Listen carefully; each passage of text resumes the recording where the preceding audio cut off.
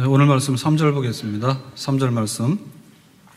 예수께서 비유로 여러 가지를 저희에게 말씀하여 가라사대. 예수님께서 직접 하시는 것도 있지만 또 비유해 가지고 교훈을 전달하죠. 자, 오늘 어떤 비유냐면 가라사대 씨를 뿌리는 자는 뿌리러 나가서, 그래서 이제 씨 뿌리는 자의 비유입니다. 자, 첫째는 어디다 뿌렸는가 하면 길가에다가 씨를 뿌렸습니다. 그리고 어떻게 됐죠? 새들이 와서 먹어버렸습니다. 두 번째는 돌짝밭에 씨가 떨어졌습니다.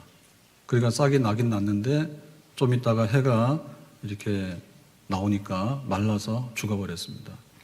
자, 세 번째는 가시덤불에 씨가 떨어졌습니다. 그러니까 어느 정도는 문제없이 성장을 했는데 가시덤불이 꽉 막고 있으니까 뚫고 나가지 못해서 열매가 없습니다. 마지막으로 떨어진 씨는 좋은 밭에 떨어졌습니다. 그래서 30배, 60배, 100배 열매를 거두었습니다. 자, 그러면은 이 밭 중에서는 어느 밭이 제일 좋죠? 예, 좋은 밭이 제일 좋은 거예요. 이름이 좋으면 좋은 거예요. 근데 여기 열매를 보더라도 100배니까 좋은 거죠. 그러면 제일 나쁜 건 뭡니까? 길가에 떨어지니까 새가 먹었어. 종자도 못 건졌죠. 돌밭에 떨어진 건 죽어버렸죠. 가시덤불에 떨어진 거는 껍데기는 있지만 속에 알맹이가 없죠. 근데 좋은 밭에 떨어지니까 100배까지 소출했죠. 그러니까 열매를 보더라도 확실히 좋은 밭이 좋은 겁니다. 자, 그럼 여기 비유의 말씀인데 씨를 뿌리는 자는 예수님이죠. 그럼 예수님 말고는 누가 씨를 뿌리느냐? 하나님 말씀을 전하는 모든 사람이 씨 뿌리는 자예요. 저도 씨 뿌리는 자예요. 그리고 우리가 가서 전도하잖아요. 하나님이 계셔요. 예수님을 믿으세요. 씨 뿌리는 자입니다. 자, 그러면 씨 뿌리는 자는 이제 명백합니다. 그러면은 씨가 무슨 씨냐라고 할 때 성경에서 말 안 해요. 그러면 쌀도 되고 보리도 되고 밀도 되고. 근데 여기서는 문제 없단 말입니다. 무엇인지는 말하지 않지만 씨는 씨입니다. 자, 그 다음에 이제 씨 뿌리는 방법이 있죠. 지금은 기계로 농사를 하니까 기계로 씨를 뿌리겠죠. 노동력이 많이 요구되잖아요. 그럼 옛날에 어떻게 했느냐? 직접 뿌릴 수 있죠. 그리고 옛날에도 짐승을 이용해서 씨를 뿌릴 수 있어요. 근데 씨 뿌리는 방법도 예수님께서 언급을 안 하셔요. 그러니까 이것도 문제 안 되는 거예요. 근데 여기서 확실하게 문제되는 것은 뭐냐면 그 밭의 문제예요. 밭. 길가냐, 돌짝밭이냐, 가시덤불이냐, 좋은 밭이냐. 그러면 밭이라고 하는 것은 뭘까요? 씨가 떨어지는 장소죠. 씨가 떨어져서 지금 뿌리를 내리고 그 다음에 성장할 수 있는 환경 요인이죠. 그럼 이건 뭐냐면 우리 마음이란 얘기죠. 누구의 마음이에요?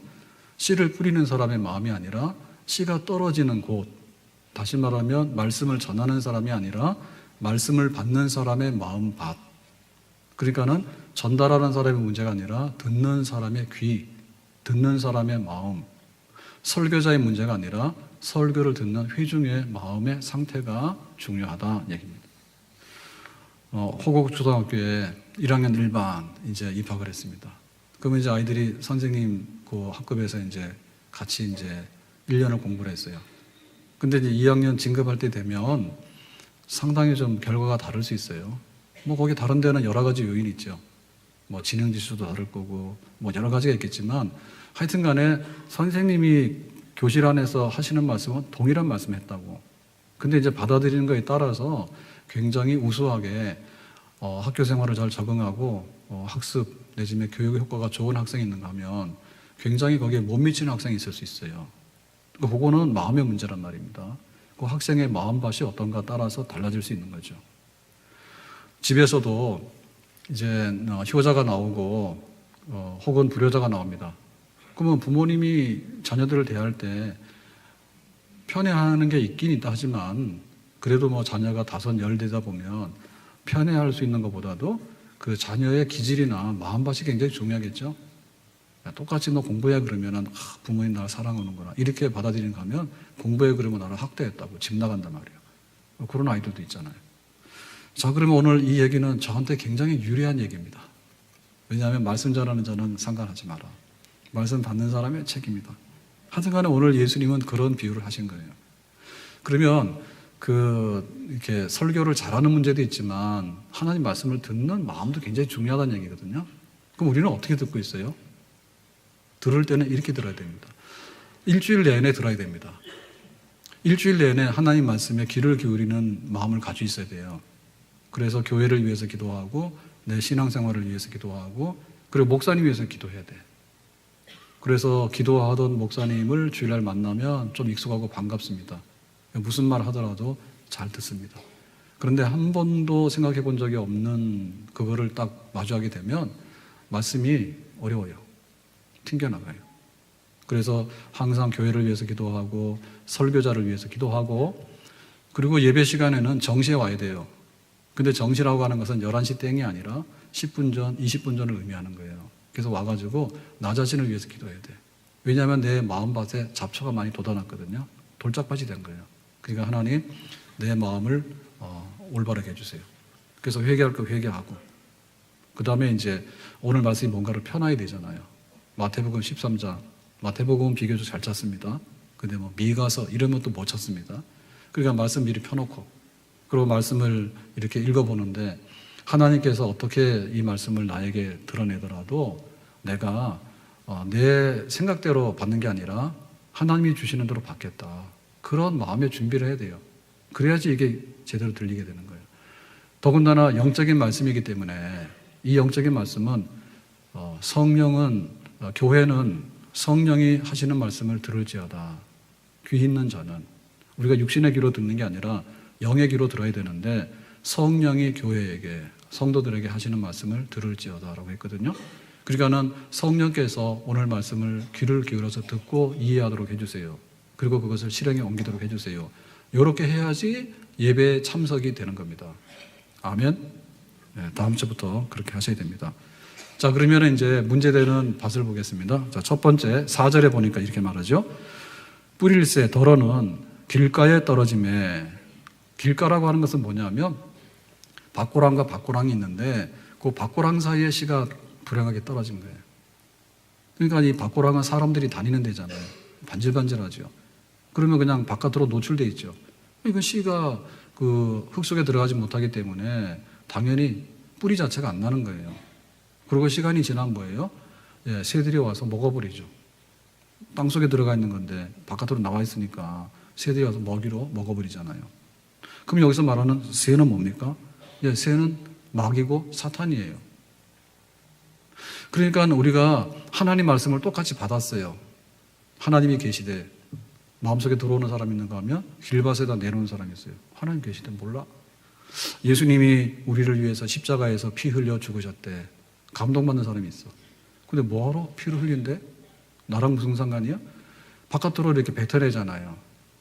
이게 결국에 길가밭인데 길가밭이 되는 이유는 뭐냐면 우리가 알고 있는 지식이나 우리가 경험하는 것들이 있어요.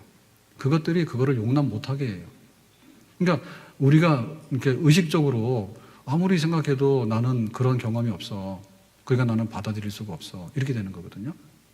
그리고 뭐냐면 무의식적으로라도 우리는 예수님을 영접해서 중생에서 거듭나기 전에는 영적으로 볼 때 죽은 생명이에요.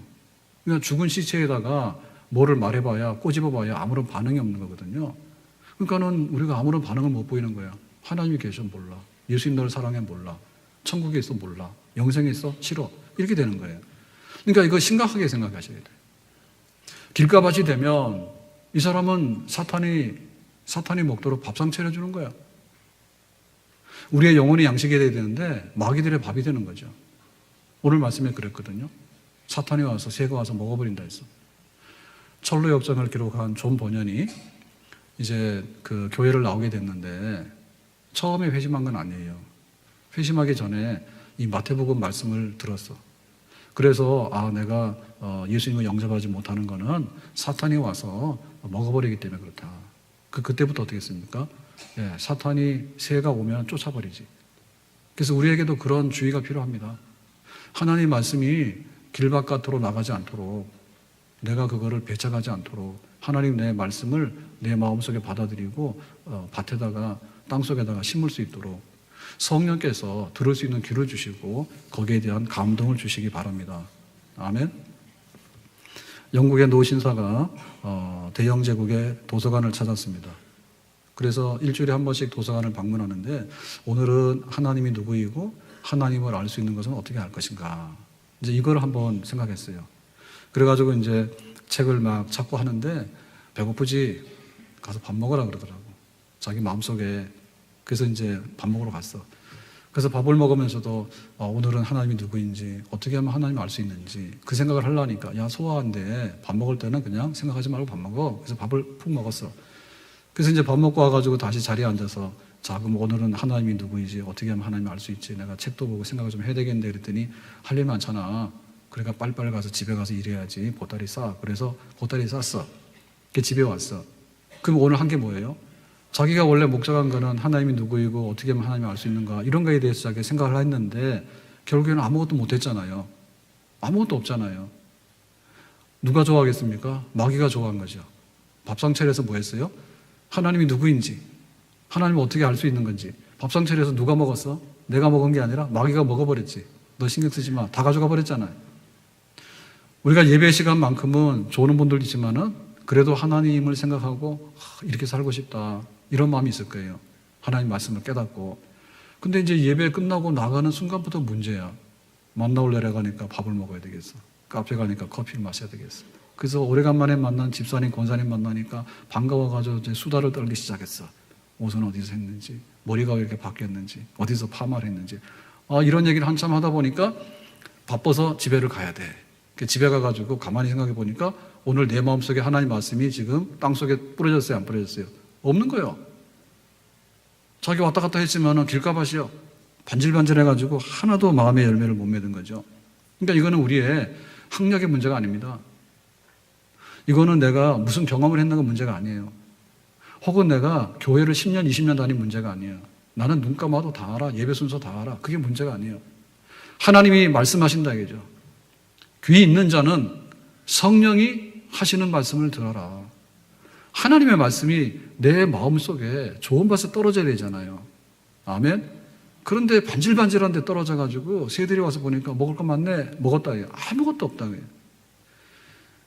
신앙생활을 얼마나 했어요? 하나님 말씀 얼마나 들었냐 말입니다. 그런데 하나님 말씀이 내 삶 속에 들어와서 열매 맺는가 말입니다. 애시당초부터 그냥 길가밭을 만들어가지고 마귀에게다 밥상차려다 준 게 있다면 오늘부터는 길가밭에다가 말씀을 두지 않기를 예수님의 이름으로 축복합니다. 자, 두 번째로 어떤 밭이냐라고 할 때 5절에 보니까 이렇게 말하죠. 더러는 흙이 얇은 돌밭에 떨어지매. 돌밭인데 이 돌밭은 어떻게 구성되어 있는가 하면 팔레스틴 땅은 석회 지층으로 구성이 되어 있습니다. 그래서 동굴도 많이 생기고 그런데 그 위에 얇은 흙이 덮여 있는 거예요. 근데 그 얇은 흙을 파헤치고 보면 우리나라처럼 화강암 이런 게 아니라 석회석 지층이에요. 그 흙이 얇아. 그러니까 이 얇은 흙에 볼 수 있는 땅들인데 거기가 돌밭이잖아요. 돌밭이잖아요. 거기에 떨어진 거야, 씨가. 그러니까 이 씨는 뭐냐면 흙이 깊지 아니하므로 곧싹이 나오나.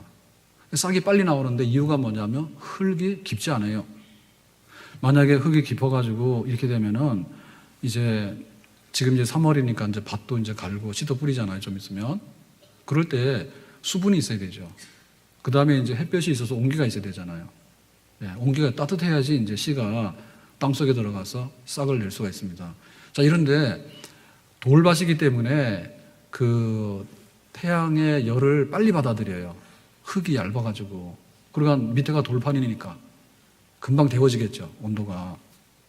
그러니까 굉장히 이 뿌리를 빨리 내린다니까. 생각보다 이상으로.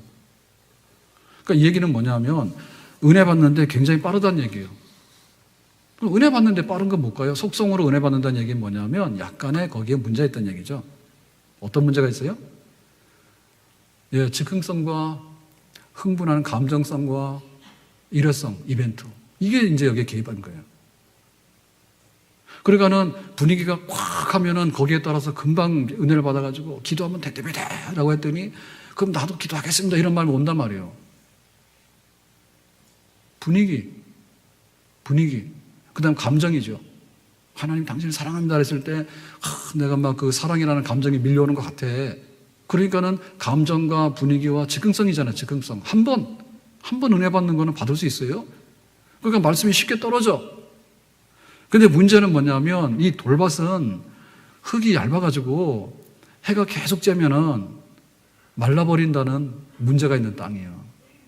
그러면 해 자체가 문제가 있냐면 해 자체는 문제가 없어요. 흙이 얇은 게 문제예요. 우리가 이제 하나님 말씀을 받아서 내가 예수를 믿잖아요.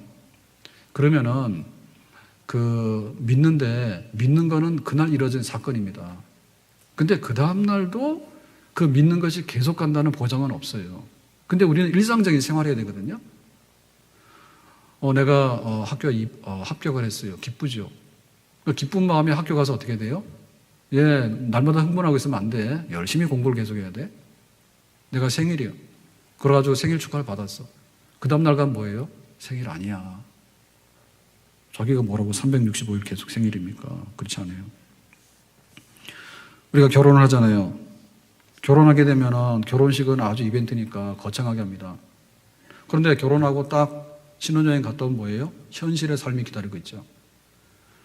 그리고 신혼 때는 좀 괜찮습니다, 분위기가. 근데 이제 1년 지나 2년 지나 3년 지나 이러다 보면 뭐예요? 일상으로 돌아가는 겁니다. 그러니까 우리의 그 하나님 말씀이라는 것도 한순간에 그것이 짜릿했는데 그 짜릿하고 은혜 받은 것이 그거는 그 지속성이 문제라며요. 지속성이. 계속해서 내가 그걸 지속할 수 있는가, 그런 그 흙이 많아가지고 씨앗을 계속해서 품고 있어가지고 해가 나서 에너지를 계속해서 받아들이는 게 돼야 되는데 너무나 이제 바탕이 없다 보니까 그냥 그게 말라지는 현상이 되도록 하는 것은 안 된다 이거죠. 기독교라고 하는 것은 장미동산에 파티에 초대받아서 산책하는 게 아니에요. 천국에 들어가려면 뭐라고요? 환난도 많이 받아야 된다죠. 아멘? 환난 많이 받아야 됩니다. 성경에 그렇게 써 있습니다. 광야에서 뜨거운 태양과 그 다음에 바람과 추위를 겪을 수도 있는 거예요. 우리의 생활이 날마다 좋은 일만 있을 수는 없어요. 그러니까 우리가 하나님 말씀을 받아서 내가 예수를 믿었다 하더라도 우리 속에 날마다 좋은 일은 천국에서나 이루어지는 것이지 이 세상에서는 날마다 좋은 일이 아니라 낮에는 해가 뜨면 밤에는 해가 지고 피곤한 일이 있어서 잠을 자게 되면 잠자고 나면 조금 피곤이 가시기도 하고 다시 피곤하면 잠을 자야 되고 그게 반복이 되는 겁니다. 이스라엘 백성들이 애굽에서 나왔을 때 출애굽에서 광야 40년 동안 생활했어요. 광야 40년 동안에 구원받은 것은 감격이고 짜릿했습니다. 그렇지만 광야 40년을 걸어가는 동안에는 너무나 더웠고 너무나 멀었고 너무나 험했고 너무나 고난이 많았어요. 우리도 그 생활을 견뎌내야 되는 겁니다. 아멘. 손양원 목사님이 신사참배 반대해가지고 이제 평생 있는 게 뭐죠? 무기수 이제 종신형이 돼가지고 이제 청주교도소로 갔는데 나중에 상태가 너무 안 좋았어. 그래가지고 그 급식이 제대로 안 되니까 영양실조가 와가지고 눈이 시력이 거의 안 보이고 또 이제 추워가지고 동상에 걸려가지고 손 발톱이 막 빠지고 이렇게 최악의 상태로 가고 있었는데 그때 어떻게 견뎠냐면 감옥 벽에다 시를 썼답니다. 어떤 시를 썼는가? 고난이여 오라. 내가 그 속에 든 하나님의 축복을 다 누리리라. 아멘. 오늘 아무 소리가 없네요. 고난받기 싫어서 그래요? 어쩔 수 없이 와요. 고난이여 오라. 내가 그 속에 든 하나님의 축복을 누리겠다. 그렇게 해서 견뎌나가는 겁니다. 아멘. 주님 뜻대로 살기로 했네. 주님 뜻대로 살기로 했네. 주님 뜻대로 살기로 했네. 뒤돌아서지 않겠네. 이거 감정주의대로 하면 안 돼요. 씨가 이렇게 뿌리를 내릴 때 빨리 내렸다 해서 좋아할 게 없어요. 금방 식어버려요. 그러니까 감정으로 은혜 받았으면 감정으로 식어버린다. 우리가 은혜를 받는 것은 지정의 정상적인 반응이 일어나야 됩니다. 하나님 말씀을 알고 하나님 말씀을 마음에 느끼고 하나님의 말씀을 의지적으로 행하고 이렇게 해야지 하나님 말씀이 씨앗이 돼가지고 정상적으로 뿌리가 내리고 성장하는 단계에 들어가게 되는 줄로 믿습니다. 아멘. 그러니까 좋을 때는 좋고 싫을 때는 싫고 달면은 삼키고 쓰면은 뱉어버리고 기분이 좋으면 오고 기분 나쁘면 안 오고 그래서 그렇게 된 거예요. 비가 온다고 출근 안 하면 어떻게 돼요? 살 빼기 어렵죠? 살 빼려면 어떻게 돼? 먹고 싶을 때도 좀 조절을 해야 되는 거지. 먹고 싶을 때 다 먹고 나서 나중에 뭐라고 하면 안 되잖아요. 그러니까 우리 속에 감정적인 그보다도 의지적인 요소와 결단이 더 필요한 거예요.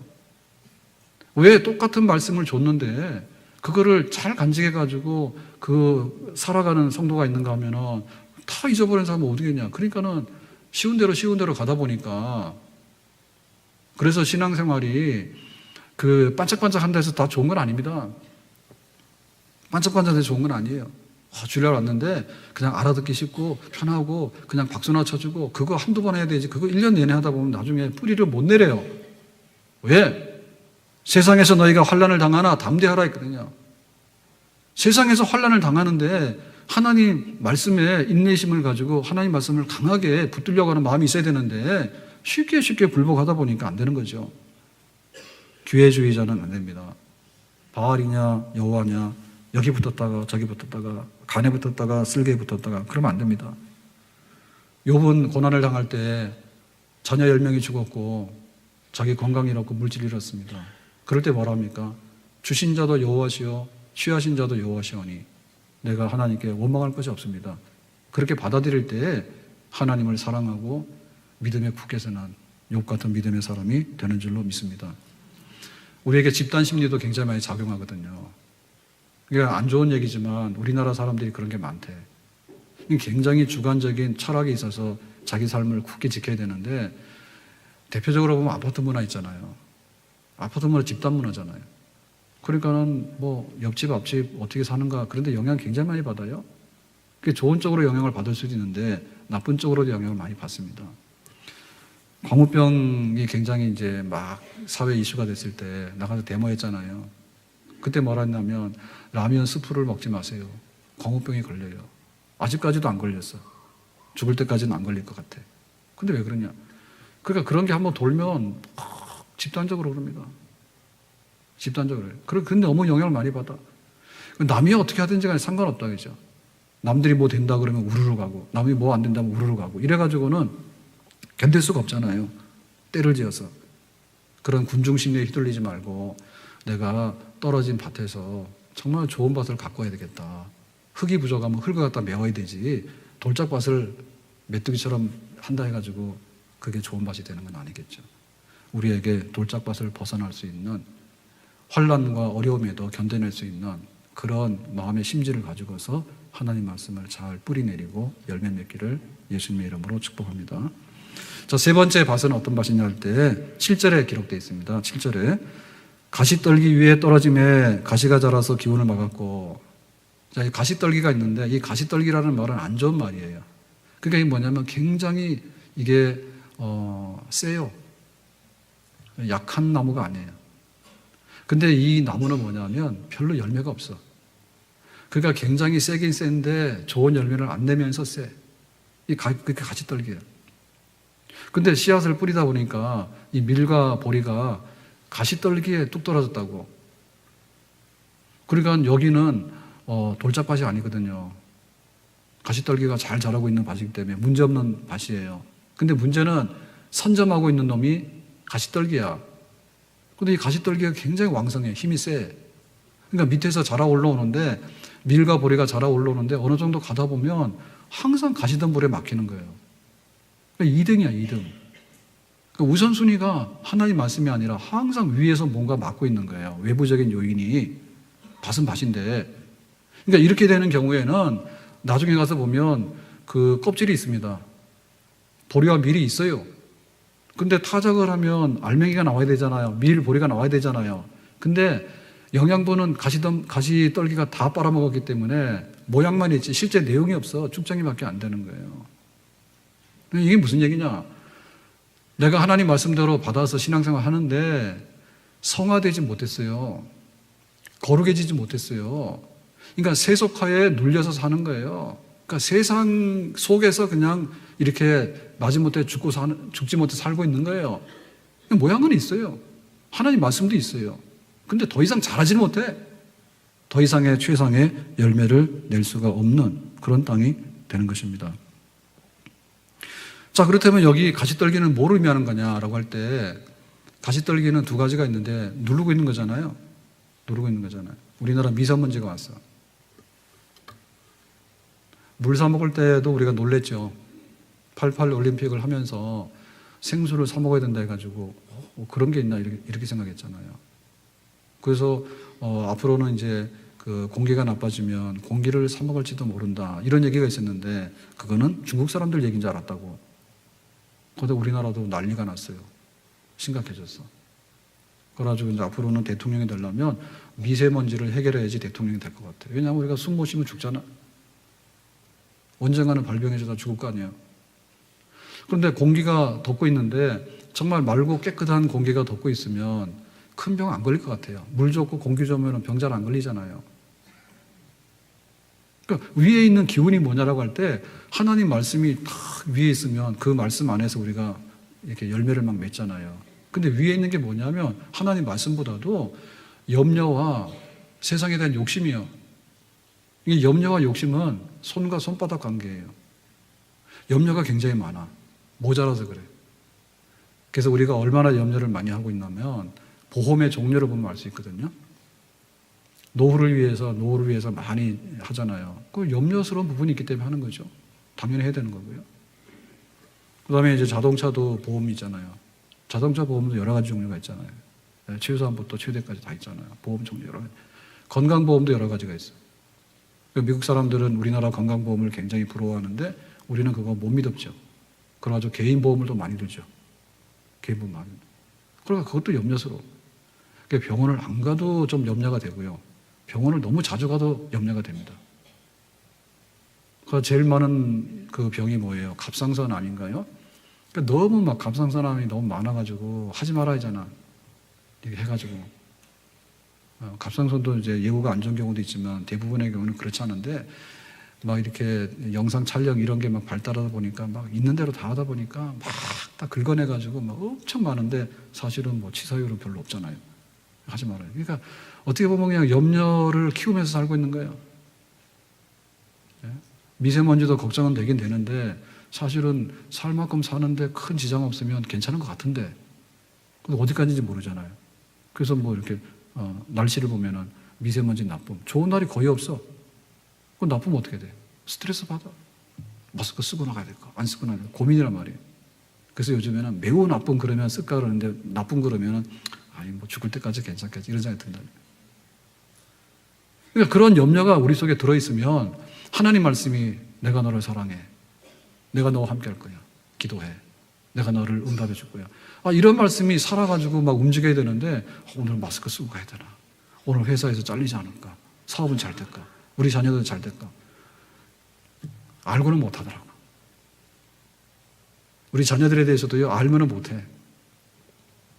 모르니까 하는 거예요. 그래서 요즘 사람들이 결혼 안 하고 자녀들을 안 가지려고 하는 이유가 뭐냐? 많이 알기 때문에 그런 거예요. 옛날에는 그냥 그런 줄 알았어. 그랬더니 계산을 다 해보니까 그럴 필요 없대. 그러니까 막 안 하는 거예요. 그러니까 염려스러운 것이 많기 때문에 이 염려가 우리를 덮고 있으면 하나님 말씀이 우월하지 못하단 말이에요. 항상 열등하니까. 항상 내가 세상적으로 그 걱정과 근심 속에서 붙들려 있으니까 못하는 거죠. 못하는 거죠. 그 다음에 반대는 뭐냐면 욕심입니다. 욕심이라고 하는 것은요, 너무나 많은 것을 얻고자 하는 그런 거예요. 자, 일산에는 학력이 굉장히 높은데 돈이 없다 하더라고. 이게 욕인지 칭찬인지 모르겠어요. 아무리 들어도 욕 같죠. 학력은 높은데 돈은 별로 없는 도시가 일산이라더라고. 그래서 여기 와서 일산에 와서 사업하는 사람들은 재미 못 봐요. 돈 못 벌어.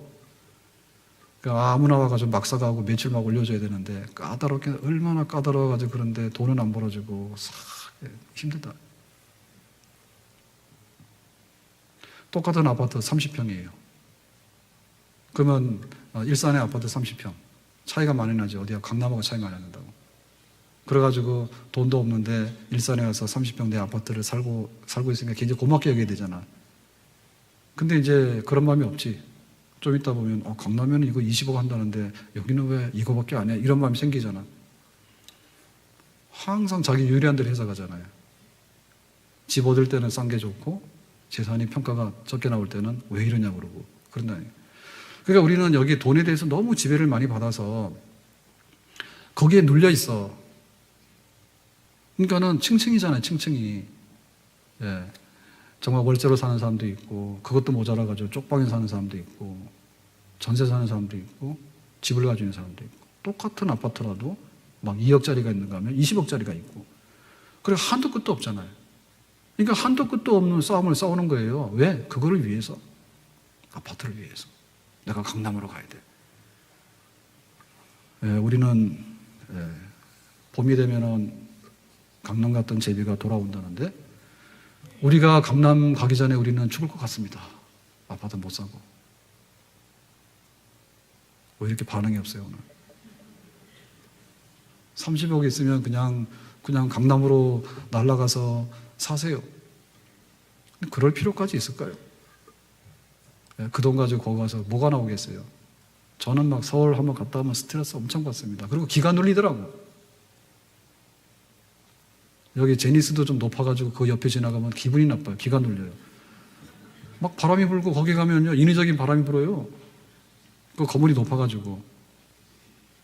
근데 서울 가면은 전부 다 막 초고층으로 지은 데 많잖아요. 특별히 강남에는 갔다 오면은 막 기가 죽어가지고 일사만 오면은 막 마음이 시원한 거예요. 내동네인 것 같고. 근데 우리는 알게 모르게 더 많이 가지려고 하는 욕심이 너무 많아. 그래가지고 직장도 더 좋은 데 가야 돼. 옷도 더 좋은 거 입어야 돼. 그 다음에 막 차도 더 좋은 거 해야 돼. 차도 뭐, 아니 몇십만원짜리 차도 있지만은 몇 억짜리 차도 있잖아요. 근데 우리가 거의 만족 안 하잖아요. 그러니까는 세상적으로 깊이 들어가서 보면 그거를 헤어날 길이 없는 거예요. 그러니까 하나님 말씀은 항상 두 번째, 세 번째야. 그러니까 거기에 눌려 있는 거예요. 변화가 안 일어나는 거예요. 그러니까 뭐냐면 가시떨기가 다 지배하고 근근히 숨도 못 쉬고 헐떡헐떡 하다가 가을 돼서 가서 이렇게 추수해 보면은 쭉정이밖에 없으니까 소출이 아무것도 없는 허탄한 결과를 맞이하게 되는 거죠. 대만은 세상을 사랑해서 나를 버리고 데살로니가를 갔다. 바울이 그랬어요. 섭섭했어요. 그래서 세상 좋아하고 돈 좋아하는 사람은 성실을 갔어요. 대시요. 대시. 그 다음에 이제 그 롯의 아내죠. 롯의 아내는 소돔성에 있다가 탈출해서 도망가라 그랬더니 도망가는 척 하다가는 집에 두고 온 돈 생각나고 보석 생각나가지고 뒤로 돌아보다 뭐 됐어요? 소금 기둥이 됐죠. 돈 좋아하는 여자는 롯이고 돈 좋아하는 남자는 대시입니다. 그러니까 우리가 세상적인 것에 대해서 너무 관심이 지나쳐가지고 그 알렉산더 대왕이 33살에 죽었는데 죽기 전에 이미 정복을 다 해버렸죠, 자기는. 인도의 끝에까지 못 갔지만 그 당시 세계로는 정복을 다 한 거 아니에요? 그런데 이 알렉산더가 자기 죽기 전에 유언을 했어요. 유언 뭐였냐면 관이죠, 관. 관에 양쪽에 구멍을 뚫어라. 그리고 내 손을 바깥으로 내밀도록 해라. 그랬답니다. 그러면 관에다가 구멍 뚫어가지고 손을 이렇게 내밀면 그 알렉산더의 손이 보이겠죠. 그럼 알렉산더의 손은 뭐예요? 빈손이지. 천하를 손에 쥐었던 사람이 일찍 죽었는데 죽었을 때 자기 손에 든 거는 아무것도 없죠. 빈손이지. 그러니까 우리가 뭔가를 쥐려고 하는데 쥘 수 없는 것을 쥐려고 하는 거. 만족을 모르는 거.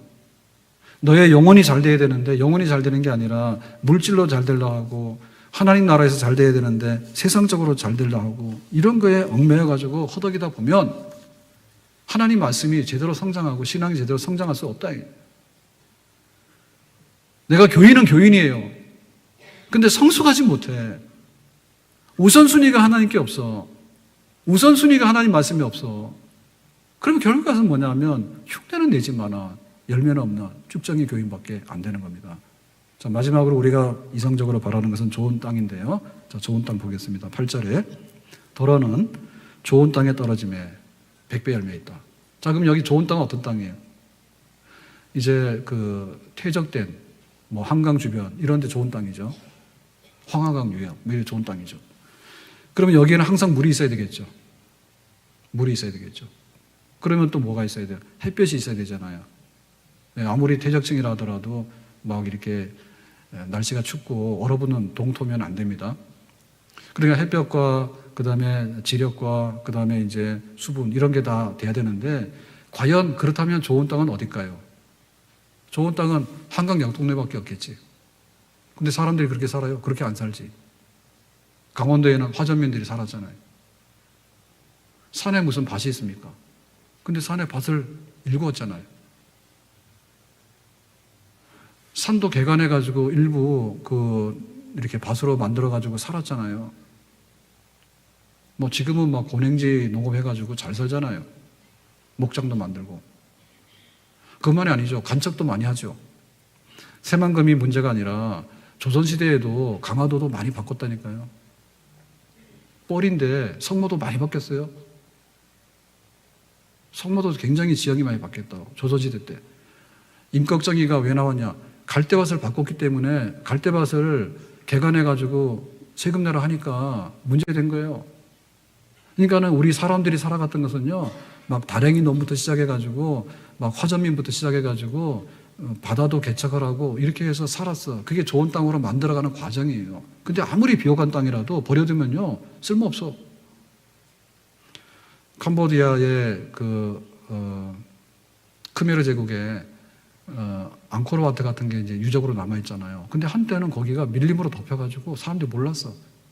그 시대에 크메르 제국의 영광이 몰라서 사람들이 오래도록. 근데 누군가 들어가서 이렇게 보니까 흔적이 있기 때문에 발굴을 해가지고 지금 이렇게 유적으로 보존해가지고 지금도 이제 복구하고 있잖아요.